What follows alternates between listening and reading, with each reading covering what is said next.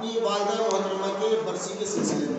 اللہ رب العالمین سے دعا ہے رب ذوالجلال ان کو کربٹ کربٹ چین اور سکون عطا فرمائے، ان کی قبر پر رحمت و انوار کی بارش عطا فرمائے۔ ماں کے تعلق سے ایک شعر، زمین پر ایک ہی عورت دکھائی دیتی ہے،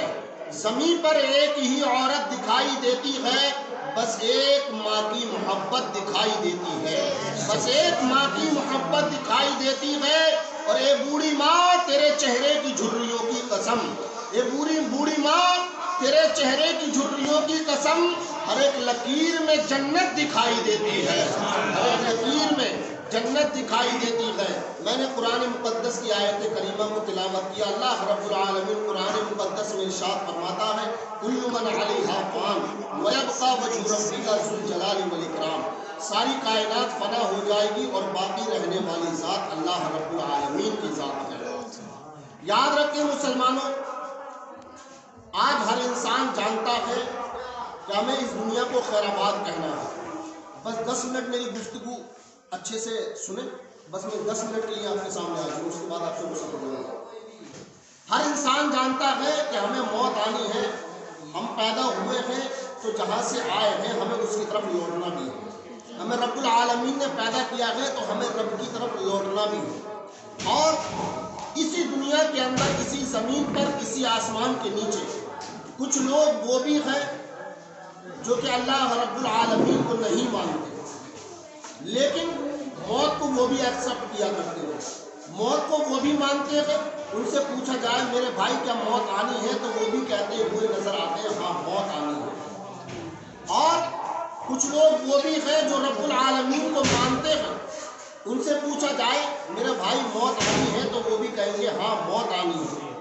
لیکن آج تمہیں ہر دنیا کے ہر خطے پر، ہر چیز میں تمہیں اختلاف ملے گا، ہر طرف اپنی اپنی کا معاملہ ہوگا، لیکن ایک موت ہی ایک ایسا سچ ہے، اگر کسی سے پوچھا جائے کہ میرے بھائی موت آنی ہے تو وہ کہتا ہوا آتا ہے کہ ہاں موت آنی ہے۔ اللہ رب العالمین اسی کے ساتھ ساتھ قرآن مقدس میں ارشاد فرماتا ہے فَإِذَا جَاءَ أَجَلُهُمْ لَا يَسْتَأْخِرُونَ سَاعَةً وَلَا يَسْتَقْدِمُونَ،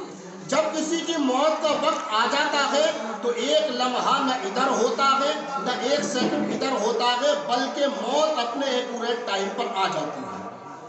اگر کوئی کہے کہ میری موت کل آنی تھی، ٹل گئی، پرسوں آئے گی، تو ایسا کبھی نہیں ہو سکتا، کیونکہ قرآن نے جو کہہ دیا وہ حق ہے۔ زمین اپنی جگہ چھوڑ سکتی ہے، آسمان اپنی جگہ سے ہٹ سکتا ہے، لیکن قرآن کا فرمان نہیں ٹالا جا سکتا۔ اسی کے ساتھ ساتھ کیمیائے سعادت کے اندر امام غزالی موت کے ڈرنے کے 3 وجوہات نقل فرماتے ہیں۔ آج ہر انسان موت سے ڈرتا ہوا نظر آتا ہے، چاہے وہ کہیں کا بھی رہنے والا ہو، دنیا کی کسی بھی خطے کا رہنے والا ہو، دنیا کے کسی بھی کونے میں رہنے والا ہو، لیکن وہ موت سے ڈرتا ہوا نظر آتا ہے۔ اسی کے تعلق سے امام غزالی کیمیائے سعادت کے اندر نقل فرماتے ہیں کہ انسان 3 وجہ سے ڈرتا ہے، انسان موت سے 3 وجہ سے ڈرتا ہے۔ پہلی وجہ اس کی یہ کہ اس نے کمایا، جب وہ جوان ہو جاتا ہے، اس نے اپنا بینک بیلنس بنایا، گاڑی گھوڑا خریدا، اپنا بنگلہ بنایا، اپنی کوٹھی بنائی، اب اس کو موت سے اس وجہ سے ڈر لگتا ہے کہ کہیں ایسا نہ ہو کہ میں ان ساری چیزوں سے، جو میں نے اپنا بنگلہ بنایا ہے، اپنی کوٹھی بنائی ہے، اپنا بینک بیلنس بنایا ہے، گاڑی گھوڑا خریدا ہے، میں ان سے لطف اندوز ہوئے بغیر، میں ان سے فائدہ اٹھائے بغیر، ان سے مزہ لیے بغیر اگر میں اس دنیا سے چلا گیا، اس دنیا کو میں نے خیر آباد کہہ دیا، اس دنیا سے میں مر گیا، تو یاد رکھو اس سے بڑا میرے لیے گھاٹے کا سودا کوئی اور نہیں ہو سکتا۔ اور دوسری وجہ کیمیائے سعادت کے اندر امام غزالی نقل فرماتے ہیں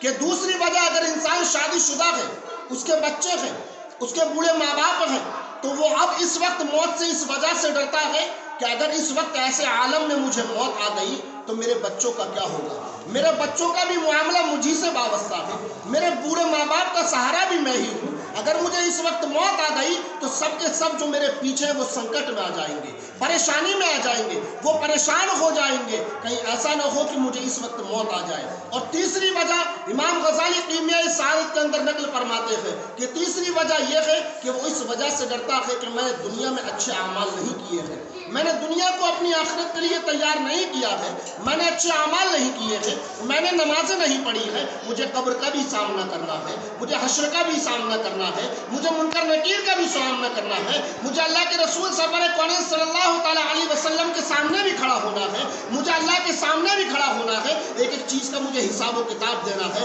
اللہ رب العالمین اسی کے ساتھ ساتھ قرآن مقدس میں ارشاد فرماتا ہے الم نجعل له عینین ولسانا وشفتین وہدیناہ النجدین، اے انسان ہم نے تجھے آنکھوں کی نعمت سے بھی سرفراز فرمایا ہے، اے انسان ہم نے تجھے زبان کی نعمت سے بھی سرفراز فرمایا ہے، اے انسان ہم نے تجھے خوبصورت دکھنے کے لیے، اے انسان ہم نے تجھے دو خوبصورت ہونٹ بھی عطا فرمائے ہیں۔ اسی کے ساتھ ساتھ اللہ رب العالمین قرآن مقدس میں ارشاد فرماتا ہے الم نجعل الارض مہادا والجبال اوتادا وخلقناکم ازواجا وجعلنا نومکم سباتا وجعلنا اللیل لباسا وجعلنا النہار معاشا وبنینا فوقکم سبعا شدادا وجعلنا سراجا وہاجا وانزلنا من المعصرات ماء ثجاجا لنخرج به حبا ونباتا وجنات الفافا ان یوم الفصل کان میقاتا یوم ينفخ في الصور فتأتون افواجا۔ اے انسان ہم نے تجھے ایسے ہی پیدا نہیں فرمایا، اے انسان ہم نے تجھے بے شمار نعمتیں دے کر اس دنیا کے اندر بھیجا ہے، اے انسان ہم نے زمین کا فرش بھی تیرے لیے بچھایا ہے، اے انسان ہم نے آسمان کا شامیانہ بھی تیرے لیے لگایا ہے، اے انسان ہم نے شمس و قمر یعنی چاند اور سورج کی روشنی کو بھی تیرے لیے پیدا فرمایا ہے، اے انسان ہم نے جنتوں کو بھی تیرے لیے پیدا فرمایا ہے، اے انسان ہم نے جنت کے اندر اچھی اچھی غذائیں بھی تیرے لیے پیدا فرمائی ہے، اے انسان ہم نے زمین سے سبزوں کو تیرے لیے اگایا ہے، اے انسان ہم نے سردی کو تیرے لیے پیدا فرمایا ہے، اے انسان ہم نے گرمی کو تیرے لیے پیدا فرمایا ہے، اے انسان برگ و ثمر کو ہم نے تیرے لیے پیدا فرمایا ہے، اے انسان خشک و تر کو ہم نے تیرے لیے پیدا فرمایا ہے۔ لیکن اللہ رب العالمین کی بارگاہ میں ہاتھ جوڑ کر کے عریضہ پیش کیا، اے رب ذوالجلال پالن ہارا پاک پروردگار عالم، تو نے زمین کا فرش بھی انسان کے لیے بچھایا ہے، آسمان کا شامیانہ بھی انسان کے لیے لگایا ہے، شمس و قمر یعنی چاند اور سورج کی روشنی کو بھی تو نے انسان کے لیے پیدا فرمایا ہے، اے رب ذوالجلال تو نے جنتوں کو انسان کے لیے پیدا فرمایا ہے، تو نے برگ و ثمر خشک و تر کو بھی انسان کے لیے پیدا فرمایا ہے، زمین سے سبزوں کو تو نے انسان کے لیے اگایا ہے، اے رب ذوالجلال تو نے سردی کو انسان کے لیے پیدا فرمایا، گرمی کو انسان کے لیے پیدا فرمایا، لیکن اے رب ذوالجلال ہاتھ جوڑ کر کے تیری بارگاہ میں عریضہ پیش کرتا ہوں، اے رب ذوالجلال تو نے انسان کو کس لیے پیدا فرمایا ہے؟ تو رب ذوالجلال ارشاد فرماتا ہے وما خلقت الجن والانس الا لیعبدون، ہم نے جن اور انسان کو صرف اور صرف اپنی عبادت کے لیے پیدا فرمایا۔ بے شک سبحان اللہ۔ لیکن آج معاشرے کا جائزہ لیا جائے، اپنی قوم کو دیکھا جائے، اپنی قوم کو پڑھتا جائے تو مسجدوں سے بہت دور ہوتے ہوئے نظر آ رہا ہے۔ آج مسجدیں ہماری خالی ہیں اور مسجدوں سے مؤذن صدائیں دیتا ہے حی علی الصلاۃ، حی علی الفلاح،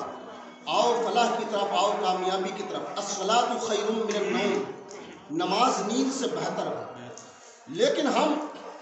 اپنے نرم گرم بستروں کو اور اپنے نفس کی مان کر کے بستروں میں پڑے رہتے ہیں۔ رب تبارک و تعالیٰ کے گھر سے آواز آتی ہے دن میں 5 مرتبہ کامیابی کی طرف آؤ، فلاح کی طرف آؤ، لیکن آج ہم دنیا کے اندر کامیابی اور فلاح ڈھونڈتے ہوئے نظر آ رہے ہیں۔ رب کی بارگاہ میں عریضہ پیش کیا، اے رب ذوالجلال آخر ہمیں کامیابی نہیں مل رہی،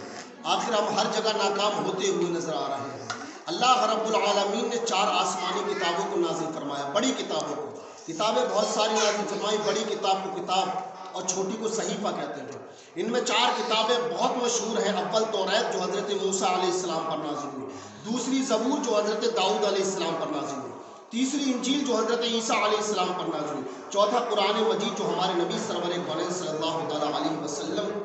پر نازل ہوا۔ لیکن میں نے آسمانی کتابوں سے عریضہ پیش کیا کہ میں سکون تلاش کر رہا ہوں، مجھے کہیں بھی سکون نہیں نظر آیا۔ لوگ آج سکون حاصل کرنے کے لیے جنہیں کہاں کہاں جاتے ہیں، کوئی کہیں جا رہا ہے گھومنے کے لیے، کوئی کہیں جا رہا ہے گھومنے کے لیے،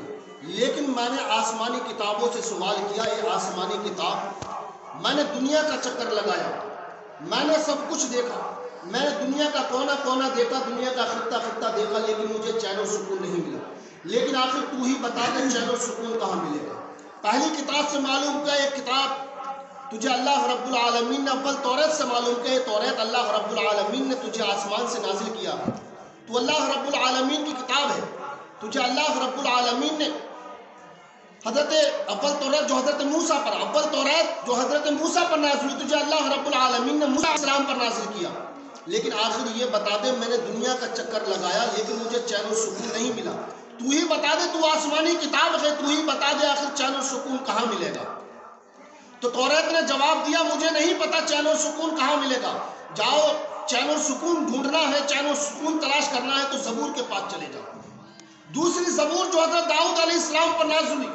میں نے زبور کی بارگاہ میں عریضہ پیش کیا ہے، زبور تو بھی آسمانی کتاب ہے، میں توریت کے پاس سے ہو کر کے آ رہا ہوں لیکن توریت نے کوئی مجھے عطا پتہ نہیں بتایا سکون کہاں ملے گا، لیکن یہ زبور تجھے بھی اللہ رب العالمین نے ایک نبی پر نازل کیا، لیکن آخر تو ہی بتا دے کہ چین و سکون کہاں ملے گا، لیکن زبور نے کہا مجھے نہیں پتا چین و سکون کہاں ملے گا۔ میں نے کہا پھر کیا کرنا چاہیے؟ اس نے آگے کا راستہ بتا دیا، کہا انجیل کے پاس چلے جاؤ جو حضرت عیسیٰ علیہ السلام پر نازل ہوئی۔ میں نے کہا یہ انجیل تو بھی آسمانی کتاب ہے، میں توریت کے پاس سے ہو کر کے آ رہا ہوں، زبور کے پاس سے ہو کر کے آ رہا ہوں، لیکن چین اور سکون کا راستہ اس نے کچھ بھی نہیں بتایا، راستہ بتایا ہے تو تیرا بتایا ہے، آخر تو ہی بتا دے چین اور سکون کہاں ملے گا۔